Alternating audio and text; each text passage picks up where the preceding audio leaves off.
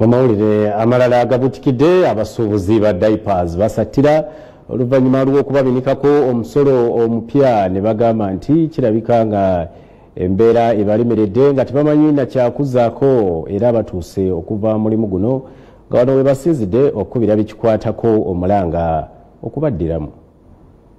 Ku Lwokuna Paalamenti yayisizza etteeka ku kwongezebwa kw'emisolo ku bintu ebimu ebikozesebwa mu bulamu obwa bulijjo nga muno mwe mwabadde diapers ne pamper ezikozesebwa mu baana n'abantu abakuliridde mu myaka nga zino bazitaddeko omusolo gwa bitundu 18 ku buli 100 mu tteeka erya Value Amendment Bill erya 2023 singa Pulezidenti alikakasa kiba kitegeeza nti paketi ya diapers ebadde ku siringi 7 eba yeeyongedde mu siringi 2,206. Kino kiraliikiriza abasuubuzi ne bannakazadde.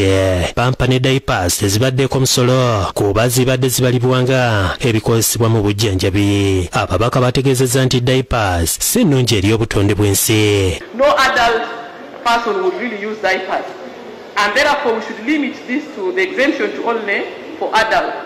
When we allow it even for the babies, we are going to have so many people using this, and in the end we are going to affect the environment, and yet they are non-degradable. Encourage more people in the villages, in the communities, to embrace modernity than going on to make diapers more expensive. The same people, the same people you tax diapers are the ones you pay, who pay as you earn, are the ones who go to the market and buy goods. Leero omusasi wafaakedde mu kikuubo ebimu ku bifo ebisinga okuŋŋaaniramu abasuubuzi ba diapers okwogera nabo ku mbeera eno. Bano okuli Robert Batoro, Emmanuel Sekidde n'abalala bategeezezza nti kino kigenda kukosa nnyo omulimu gwabwe ogw'ebyobusuubuzi. Balaze okunyolwa olw'engeri emisolo egissibwa ku bintu gye giyisibwa ewatali kubeebuuzaako. Bagamba nti essaawa yonna ebbeeyi yakweyongera okusasula emisolo wabula nga baakusigala nga bakola. Naye bw'obalamu ssente ze tuguza abatusuubulako olwaleero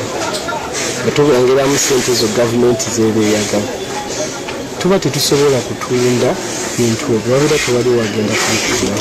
Kubanga minisita engeri gye yayogeddemu yakirabye ng'ekyokwejalabya naye ate ng'ekintu kino si kyakwejalabya kituyambira ddala ffenna okuva ku mwana omuwere paka ku mukadde.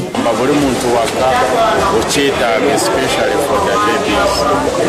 Kati engeri yibazitaddeko omusolo simanya abantu engeri yibagenda kusibwa mu kigenda kuba too much. Balajjanidde gavumenti okubayamba mu nsonga eno nga basabye emisolo gino gikkakkanyizibwemu. Mu kuwayamu n'abazadde abatali bamu okuli Ssewankambo Kafeero baliko okuwabula kwe bakoze okulina okukolebwa nga bamu bategezeza nga batasobola kuddamu kukozesa nappi. Ffe abadde bafuna empola kale tugenda kumalako tusaba gavumenti etukenderezeeko ku musolo. Okwongeza omusolo kyali badde kibi oba n'okukola omusolo ku baana abato, naye omusolo gavumenti gweyongeza ku bintu buli lunaku gukola ekyo kyalikoleddwa.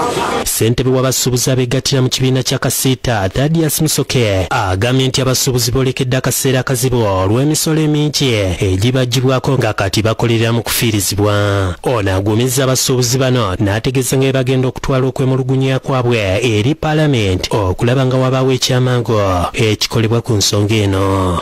Naye tulina okuvaayo ne tulaga obutali bumativu bwaffe ne tulaga nti emisolo emipya mu kadde kano tetugyetaaga. Gavumenti ekwate ku nsaasaanya yaayo eyitirize nnyo okwejalabya tusobole okubeera nti kiwaamu time ebyenfuna bitereere. Edison Motiaba yakusakidde eggulire lino.